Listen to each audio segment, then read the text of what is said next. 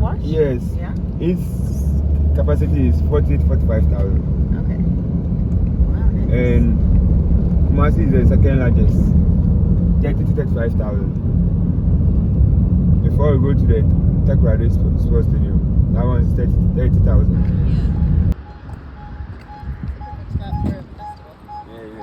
Yeah, the Blaster Line Festival. Yeah, that was Yo, dope. Wow. Man.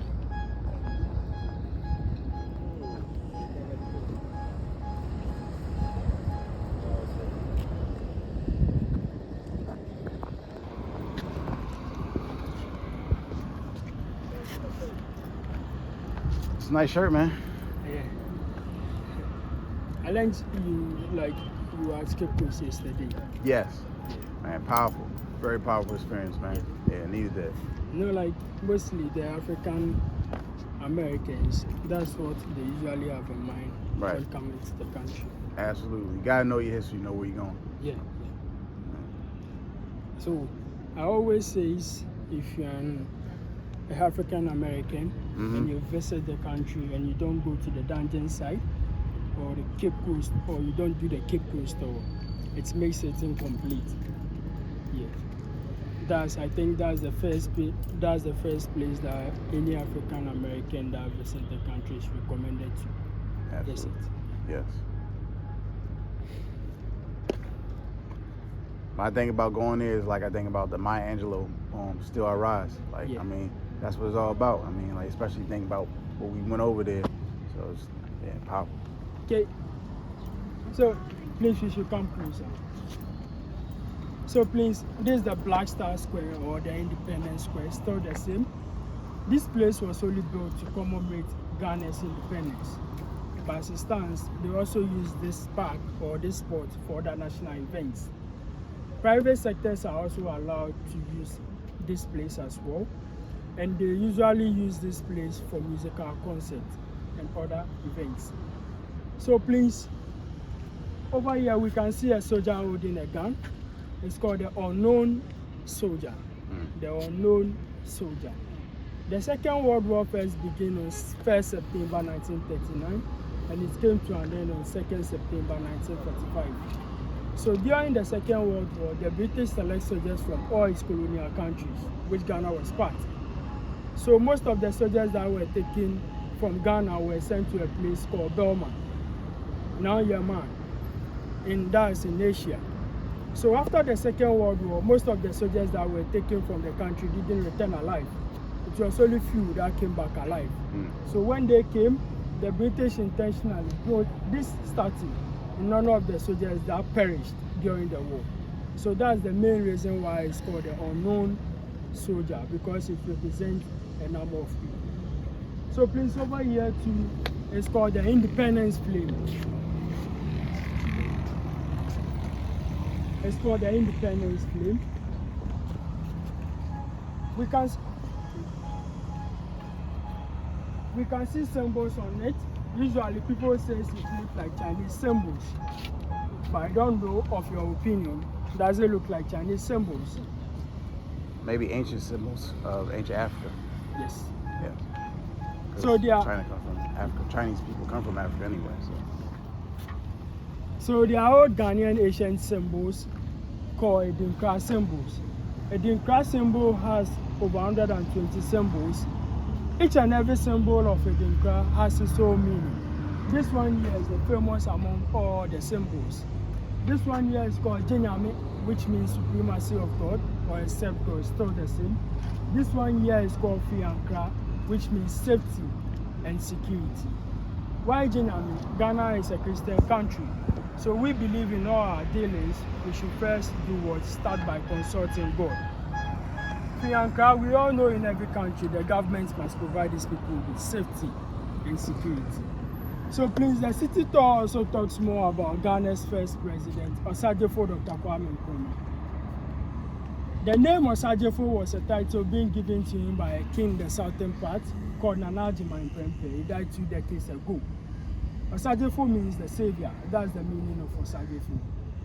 Sergeant for Dr. Kwame Nkrumah is from a small village in the western part of Ghana, a place called Nkrumah. After his early education in Nkrumah, he moved to the capital, that's Accra, which he was enrolled at the second teacher training college called Achimota Training College. After he graduated, he became a teacher as a profession, worked in Ghana for a while. In the year 1935, he had a scholarship to Lincoln University in the States. When he went to Lincoln, he studied social science. 4 years later, on 39, he graduated. When he graduated, he worked for a while. He later furthered his education to Pennsylvania University, where he studied economics for a second degree. Also, when he graduated, he worked for a while. Before later on, he went to Harvard University for his third degree, where he studied theology. Though he studied theology at Harvard University, but he didn't become a pastor. He only studied theology. So please, when the fight for Ghana's independence began properly, our first president wasn't in the country.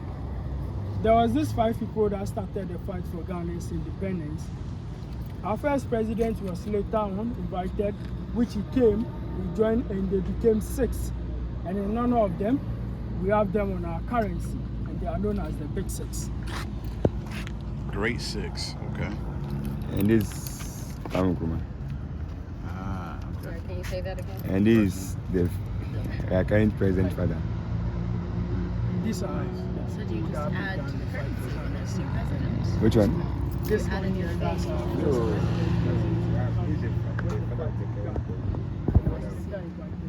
And he's the father of the current Six. and the president. So this is five. So this all these 5 That one is after became 5. yeah. So you call them. That's all. Instead of the big 5. So please, before the Europeans came to the country, didn't have a name. The country was into tribes. So later on in the year 1874, the British first colonized the country.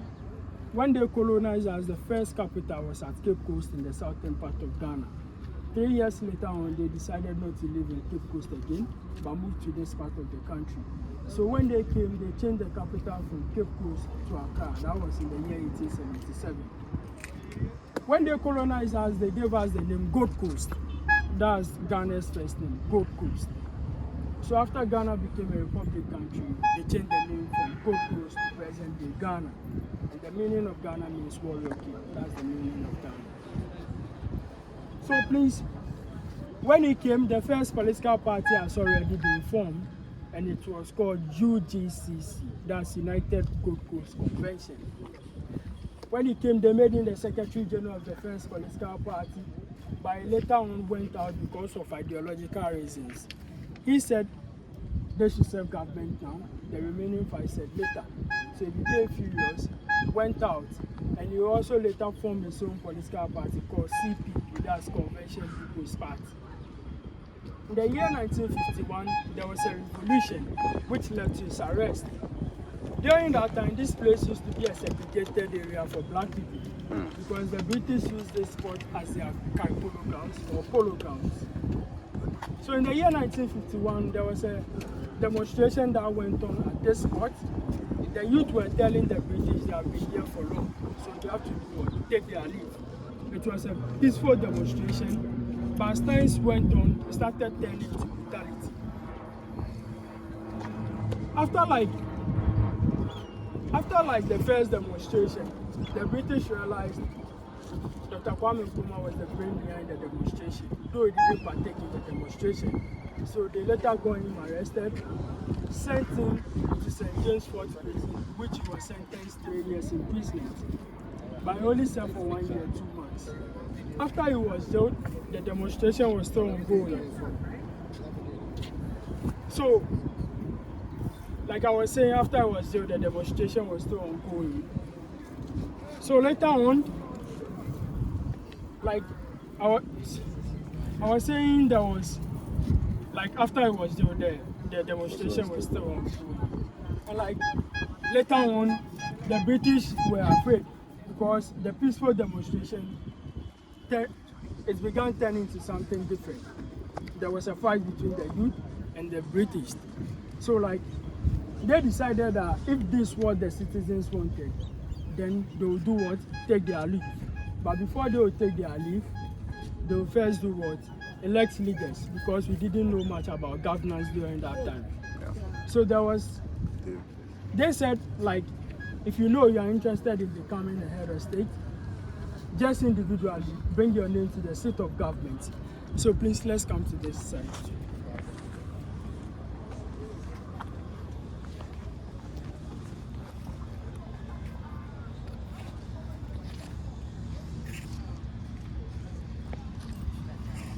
So please, when you turn, there's a white building over there, right at the back. I believe like you can see it, the white building over there. It's called the Christian Borg Castle, built by the Danish in the year 1664. So when the British moved to Accra, that was where they used as their seat of government. So like individually, the 5 members of the first political party, they all sent their name individually because they all wanted to become a head of state. So there was a date that came out for the election to come in. When the time was approaching, the youth again became furious and demonstrated again. They said until they add Dr. Kwame Nkrumah's name to the ballot, there's not going to be any election in the country. By so doing, the British were fed up, preparing to leave. So they have to do what? Abide by what the citizens wanted. So they added his name to the ballot. When the election came on, he was still in prison by war. So when he won, they had no other option than to do what? Release him. That's the main reason why he only served for 1 year, 2 months instead of 3 years.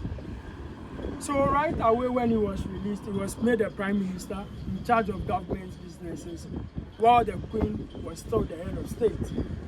So we're still under the British rule. So finally, on 6th March 1957, our first president stood at this same ground and declared independence. On the day of independence, he made a famous speech, but it later went against him. He said the independence of Ghana is meaningless until it leads to the total liberation of the continent, Africa. During that time, there was a council in Ghana called the National Liberation Council, NLC for short. It was a group made up of police and military leaders.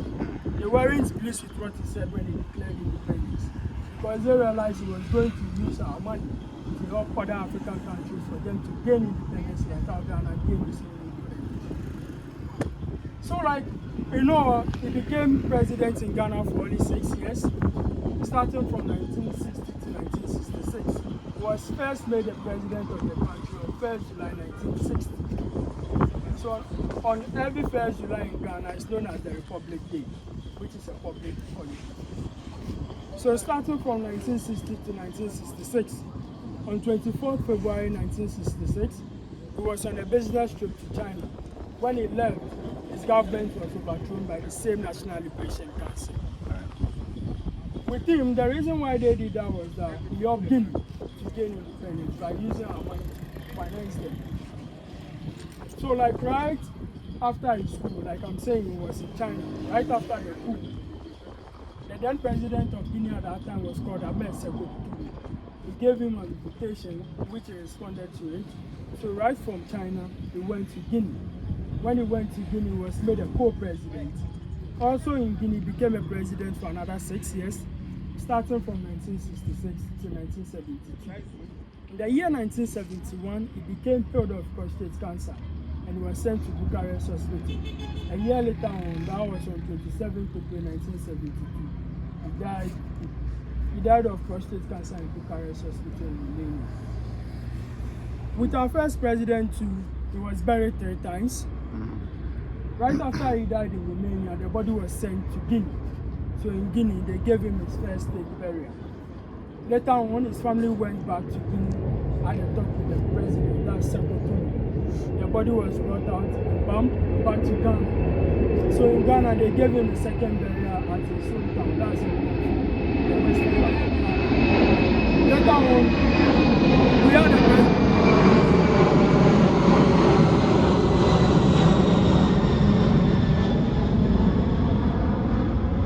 Later on, in the year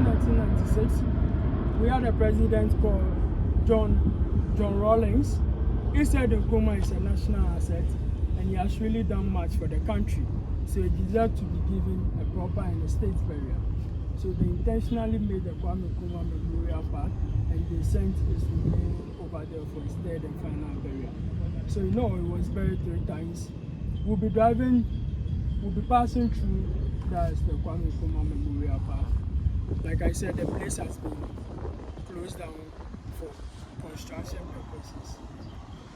With our first president also, we had 4 children, one from a sunny relationship, later married an Egyptian woman called Fatia. His first child is called Dr. Francis Nkrumah. He's a retired medical doctor here in the country.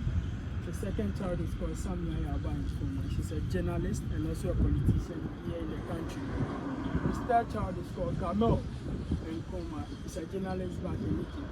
And his last child is called Sekou Nkrumah. He's also a journalist back in Egypt. In the year 1957, he married an Egyptian woman called Fatia at that same castle over there. Their marriage was a political marriage. During that time, the Arabian Africans and the Sub-Saharan Africans were at fight. So there was this man called Gamal Abdel Nasser. He even later became a president of Egypt. He intentionally gave his niece to our first president just to bring unity between the Arabian Africans and the Sub-Saharan Africans. So like I was saying, Ghana first became a republic country in the year 1960. A year later on, Queen Elizabeth II visited the country. So when she came, our first president intentionally built the monument over there in honor of Queen Elizabeth II. So from this spot, we will crossing to that side. So please, that's all for this part. Going back to, and this one is This is God's volume. yes. And this one stands for right excellence. And this one stands for authority, unity. And at first, if you do something like, let's say, if you do something, instant justice, they'll kill you. Oh. That's how instant. Okay. So you can Google it at the customers. You can have it more.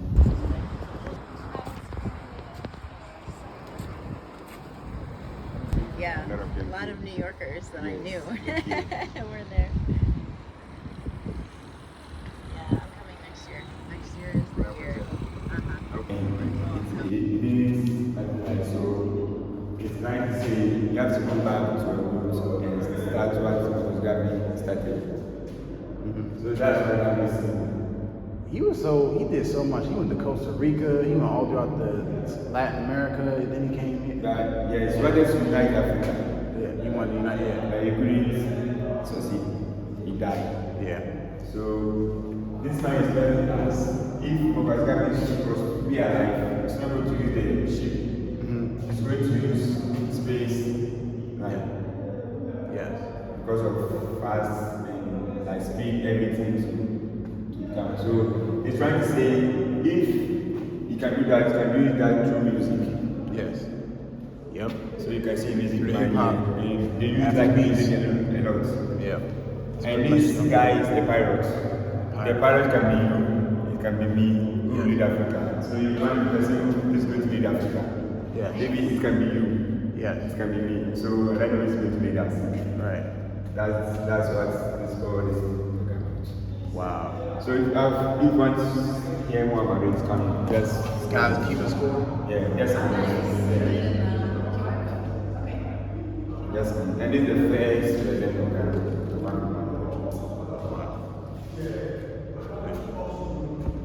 Powerful.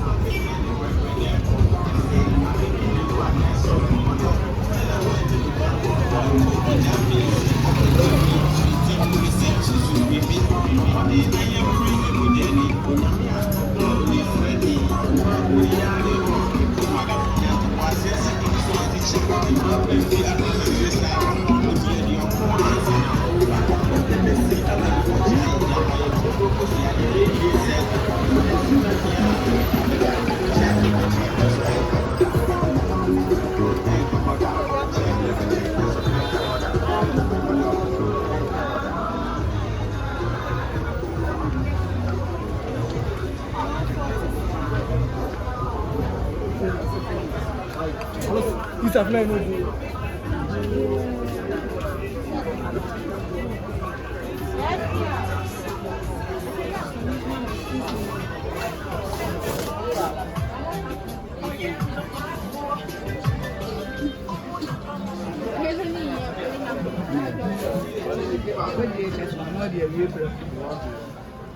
So this is good.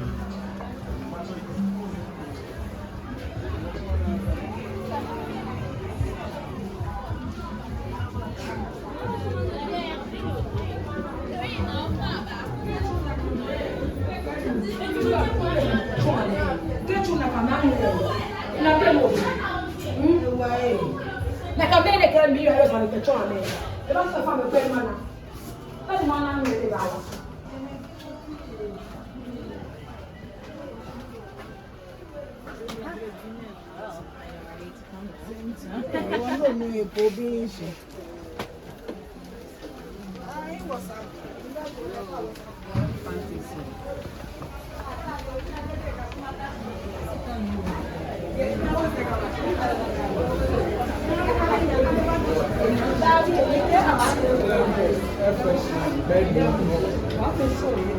Oh, sorry.